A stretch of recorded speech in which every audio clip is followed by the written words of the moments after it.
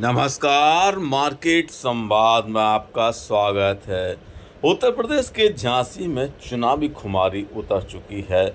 मतदान होने के बाद अब स्थिति चर्चाओं की है, लेकिन हम आपको यह तस्वीरें मतदान के दौर की दिखा रहे हैं और बता रहे हैं कि झांसी लोकसभा सीट पर जो चुनाव हुआ है, मतदान हुआ है, वह करीब लगभग पिछले चुनाव 2019 के मुकाबले 4% कम रहा है। लगभग 3.98% 88% के करीब, उससे 4% ही मान लिया जाए कि 4% इस बार कम रहा है। अब चर्चाओं का दौर इस बात पर टिका हुआ है कि ये 4% का कम वोट 4 जून को क्या चमत्कार दिखाएगा, किसको विजय मिलेगी और कौन हार सकता है। इसको लेकर राजनीतिक पंडितों के साथ में आम जनता के बीच में भी फिलहाल चर्चाओं के दौर है। हम आपको बता दें कि 20 जून को झांसी लोकसभा सीट पर चुनाव हुआ, जिसमें सुबह से ही लोगों के अंदर पूरा जोश देखने को मिला। मुस्लिम इलाकों समेत तमाम इलाकों में सुबह 12 बजे तक जबरदस्त मतदान हुआ।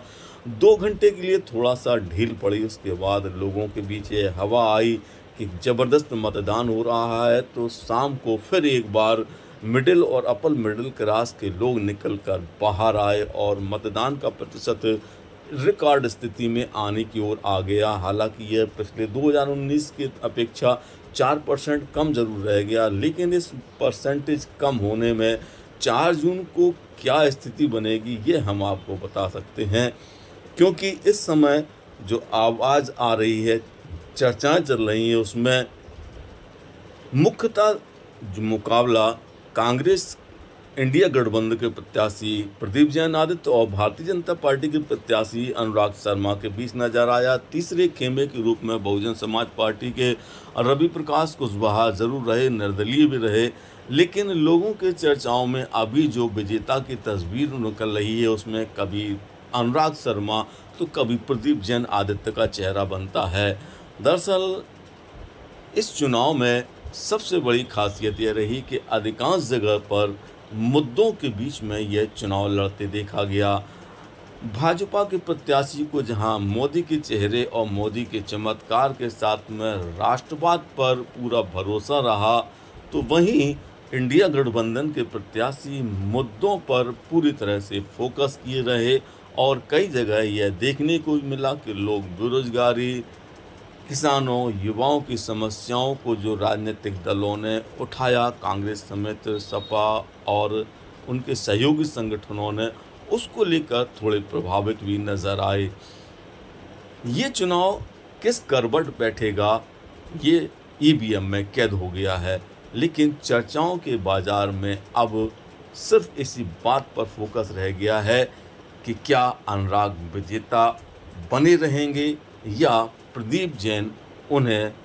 पटकनी देकर नए विजेता के रूप में सामने आएंगे। क्योंकि ये जो 4% का अंतर रहा है, उस अंतर में ये एक बात साफ आई है, क्योंकि जो मुकाबले में जो वोटिंग रहा है वह मुख्यतः दोनों पक्षों के बीच में झूला है, जिसमें भारतीय जनता पार्टी के अनुराग शर्मा और कांग्रेस इंडिया गठबंधन के प्रदीप जैन आदित्य के बीच में। ऐसे में ये 4% का जो मुकाबला है, यह परिणाम में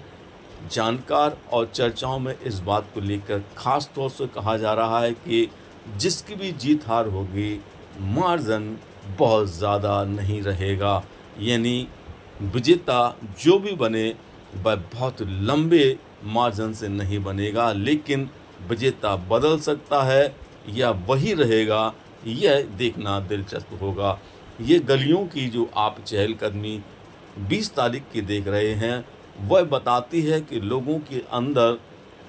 चुनाव के समय पूरी तरह से मुस्तैदी रही, वह पूरे जोश उत्साह के साथ घूमे, चर्चाएं हुई, लोग एक दूसरे से डिस्कस करते हुए मुद्दों और प्रत्याशियों के चेहरे को देखकर मतदान के लिए निकले। बड़ा सवाल यह है कि यहाँ पर जो कांग्रेस इंडिया गठबंधन के प्रत्याशी हैं प्रदीप जैन आदित्य, उनके प्रति लोगों में थोड़ी सहानुभूति भी नजर आई। तो वहीं भारतीय जनता पार्टी के प्रत्याशी अनुराग शर्मा के साथ में सिर्फ प्रधानमंत्री नरेंद्र मोदी का चेहरा नजर आया। भारतीय जनता पार्टी के प्रत्याशियों माफ करें प्रत्याशी और उनके समर्थक जो मतदान केंद्र के बाहर बस्ता बनाए बैठे थे, भीड़ तो खूब रही, लेकिन यह भीड़ समर्थकों में सिर्फ आपसी चर्चाओं के बीच नजर आई, क्योंकि लोग मतदान केंद्र पर खुद जा रहे थे। हालांकि यह नहीं कह सकते हैं कि सभी जगह भारतीय जनता पार्टी के बस्तों पर भीड़ थी और कांग्रेस के बस्तों पर भीड़ नहीं थी, लेकिन भीड़ जहां बस्तों पर नज़र आई तो वहीं लोग पर्ची लेकर मतदान के समय अपना निर्णय खुद करने गए। अब यहाँ बड़ा सवाल इस बात का है कि जनता ने इस बार किस के पक्ष में मतदान किया है। यह जैसा कि आप जानते हैं कि एक बड़ा सवाल होता है, लेकिन एक रुझान जो नज़र आता है उसमें 4% बदलाव की दिशा में भी जाता नज़र आ सकता है और इसीलिए लोगों की चर्चा में यह तय हो गया है कि मार्जिन बहुत कम रहेगा। हाँ, यह बात बिल्कुल तय है कि भाजपा के जोश में और इनके जो संगठन है उनके जोश में जो कमी थी वह कांग्रेस और इंडिया गठबंधन के समर्थकों और उनके कार्यकर्ताओं में खूब देखने में को मिली। वहीं जो प्रशासन और पुलिस है, इन्होंने अपनी ड्यूटी में बखूबी अंजाम दिया और कह सकते हैं कि इस परीक्षा में फिलहाल जिला प्रशासन और पुलिस प्रशासन 100 में 100 नंबर लेकर पास हुआ है। अब इन प्रत्याशियों को मतदाताओं ने कितने नंबर दिए हैं, यह तो 4 जून को पता चलेगा कि बदलेगी तस्वीर या विजेता वही रहेगा। लेकिन यह भी तय है कि झांसी जो 4% कम मतदान के दौर में जाके खड़ा हुआ है, उसने इस बार बहुत कुछ कहने की संकेत और आहट भी दिए हैं और यही कारण है कि अभी दोनों पक्षों की ओर से अपने अपने दावों को मजबूती के साथ में रखने की चर्चाएं चल रही हैं। यह झांसी के हम उन इलाकों में गए, चाहे वह शहर का इलाका हो, संयल गेट का इलाका हो, लेकिन आपको बता दें कि झांसी के अलावा मऊरानीपुर, ललितपुर, महरौनी में लोगों ने ग्रामीण इलाकों से गए शहरी इलाकों में ज़बरदस्त वोटिंग की है। इसलिए यह कहना अभी जल्दबाजी होगी कि 4% कोई